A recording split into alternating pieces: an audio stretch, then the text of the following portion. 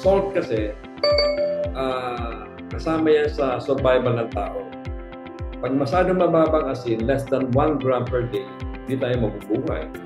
Pero meron siyang range na dapat. Kaya yung World Health Organization ay nag-recommend na sana ang dapat na average na pagkain ng adult na Filipino na individual should be 5 grams of salt or equivalent to 2 grams of sodium chloride.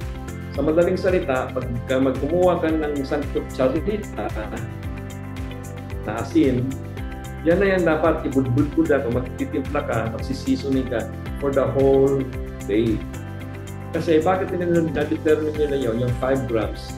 It is at that level, ang 5 grams per day average, ni-research nila at yung mga researchers, base sa resulta, doon nag-uumpisa na tumataas ang blood pressure.